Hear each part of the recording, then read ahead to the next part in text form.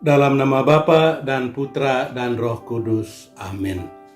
Bapak, Ibu, Saudara-saudari terkasih, salam jumpa kembali dalam Renungan Inspiratif Minggu Biasa ke-24 berdasarkan Injil Markus bab 8 ayat 27 sampai 35. Menurut kamu, siapakah aku ini? Bapak, Ibu, Saudara-saudari terkasih, pernah dibuat sebuah jajak pendapat terhadap orang-orang muda Katolik di beberapa kota besar. Kepada mereka ditanyakan, siapakah Yesus bagi kehidupan Anda? Jawaban mereka sangat positif dan membanggakan. Jumlah orang yang menjawab bahwa Yesus sangat mempengaruhi kehidupan mereka secara pribadi sangat tinggi. Tetapi beberapa waktu kemudian, kepada kelompok yang sama diberikan pertanyaan yang sama melalui kuesioner yang bersifat anonim, di mana mereka tidak perlu mencantumkan nama. Jawaban anak-anak muda itu sangat berbeda ketika pertanyaan itu ditanyakan secara langsung. Dalam jawaban yang diberikan melalui kuesioner, ternyata makna Yesus bagi kehidupan mereka tidak terlalu sangat berpengaruh seperti dalam jawaban-jawaban sebelumnya. Mungkin dengan pertanyaan langsung, mereka terpaksa menjawab hal-hal positif saja untuk menyenangkan orang-orang yang mewawancarai.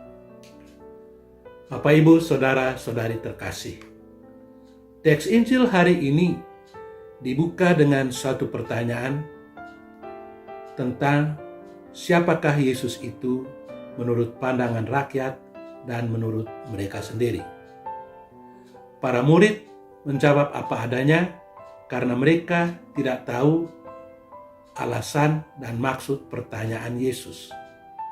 Rakyat menganggap dia sebagai seorang nabi, dan salah satu nabi yang terkenal pada masa itu atau pada masa sebelum itu adalah Elia. Karena itu, tidaklah mengherankan bahwa nama Elia itu muncul dalam pikiran rakyat banyak. Yohanes adalah juga seorang nabi besar, dan oleh sebab itu namanya disebut juga. Kemudian Yesus bertanya, "Tetapi menurut kamu, siapakah aku ini?" Tanpa ragu-ragu, Simon Petrus yang menjadi juru bicara para murid menjawab, "Engkau adalah Mesias."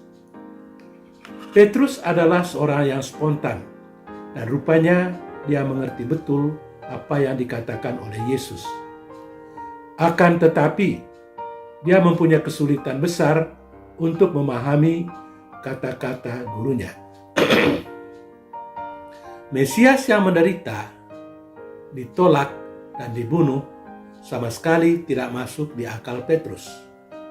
Oleh sebab itu, Petrus menarik Yesus ke samping dan menegur dia dengan keras. Bagaimana reaksi Yesus?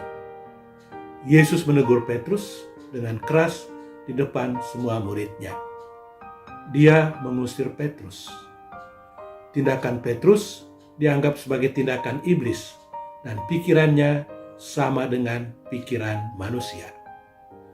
Tuhan mempunyai jalan lain yang sulit dipahami dan diikuti oleh manusia.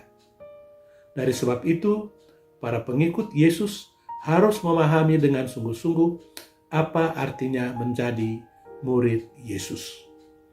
Menjadi murid Yesus berarti menyangkal diri, siap sedia untuk memikul salib dan mati demi Dia dan Injil.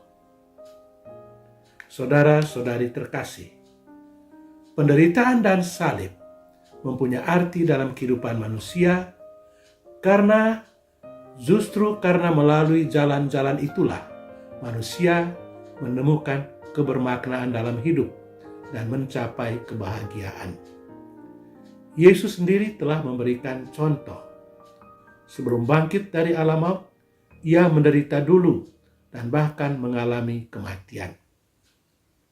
Hidup manusia mempunyai makna di dalam penderitaan, di dalam salib, dan di dalam kematian.